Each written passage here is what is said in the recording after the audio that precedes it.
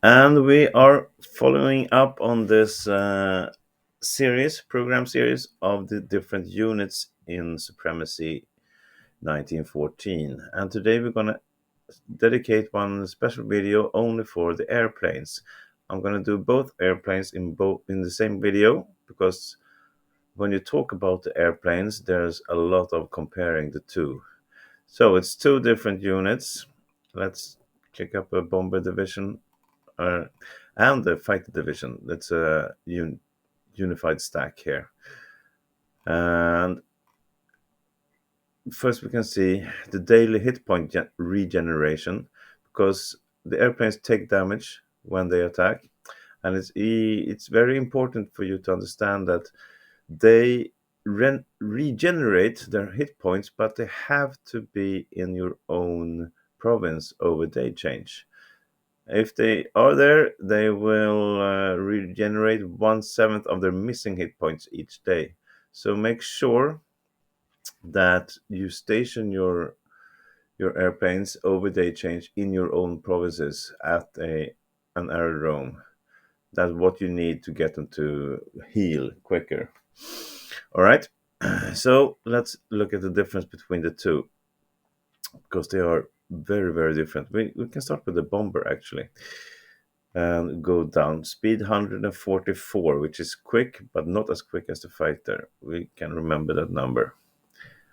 So a bomber is originally designated just to attack targets on land and on sea. They do a damage of 30 and the defense of 30 for both those occasions. But it's also very important to know that the bomber versus other air units are totally worthless. They attack with 3 and defend with 3. So a bomber is 10 times more efficient bombing things on the ground or on the water than fighting other airplanes. And this is important to know when we look at the fighter. So let's go back, click up the fighter. Speed 216, so it's even faster than the bomber, and it's actually a pretty big difference. So if you want to fly them fast, don't put them in the same stack as a bomber, because they are flying a lot quicker without a bomber in the same stack. They do, the fighters we're talking about now, they are not very efficient against targets on land or on sea. It was only 5. Remember, the bomber had 30, so it's 1/6 of the efficiency compared to a bomber. So the fighters should not be used to attack targets on land or at sea. Instead, they are supposed to attack other airplanes. You see, versus air is 20, and the bomber had 3.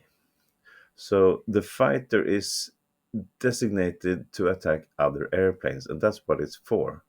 So if you are fighting like an AI country that doesn't have any airplanes, there's no need for you to have a fighter there. You should just use your bombers. But if you're fighting another active player with air force, you should make sure to have a lot of fighters. So you first can take out his airplanes with your fighters, and then use your bombers to fight on the ground to really do damage there. And I'm not going to go into all the strategic decisions on how to fight, because that's going to be a separate video. It's going to be too long. So let me first show you the other roles for a fighter, and I will talk a little bit about different maneuvers. So it's the fighter is anti-stealth, also anti-air we already talked about, but it's anti-stealth. So a fighter can detect submarines at sea, and they can also detect the number of troops inside a city with Fortress 3 or higher. The bomber cannot do these things, even if many people think so. If a bomber flies over, they will see what's underneath on the ground for sure. There will be no mist or fog, but they cannot detect submarines, and they cannot detect heavy fortressed provinces. They can fly over, but they will not see anything else but a question mark. But if there's normal troops on the ground or a province with no fortress or fortress up to level 2, sure, they can see that, and they will. So remember that use fighters for air fights, use bombers for targets on ground or at sea. And let's have a look on different uh, ways of operating a plane. We have two actually. One is I can put a direct attack, like here. Let's try that just to see how it works. So it will attack in 1 hour and 23 minutes, this big stack of enemy troops here. And after it's done, it will fly back to base and do another attack until I say otherwise. I can also put an airplane, and this works for both fighters and bombers. I can put them on patrol.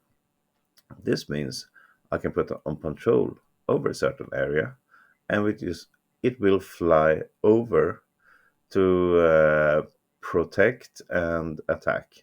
Especially for a fighter, when a fighter is patrolling, it's automatically attacking all enemy airplanes within this area. And the area you see here is the blue circle here.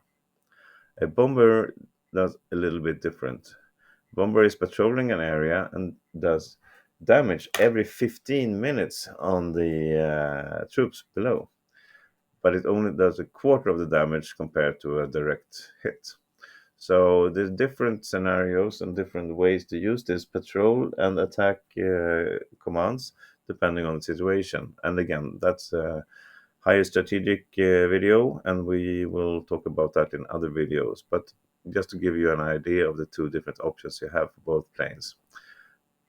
So the fighter should be more patrolling. You can put them on patrol over your your precious troops if they are important. If you have like artilleries or ships or anything, you can put a fighter on patrol over that.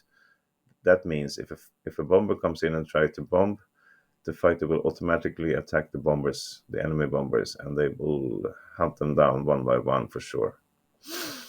Okay, so that was the basic idea on airplanes and how they work. I can show you also what it costs to build them. Let's take my capital here. I have an air room, and I'm building a bomber right now. Click on air. So the fighter is 20,000 money, while the bomber is 50, and you see it's double the amount approximately to build a bomber, and it also takes a lot longer to build. So bombers are more expensive, and they are a lot more efficient on attacking on the ground. But if you use bomber to attack other airplanes, they're totally useless. So then you should build fighters instead. And vice versa. If you want to build airplanes to bomb things on the ground, don't bother with fighters. Then you can only do bombers. But as soon as you see your enemy having an airplane in the air, then you have to start building fighters also. So, all right, that's a sum up for the airplanes. I hope you got everything. Make sure to watch my other videos also, and have a great day. Bye.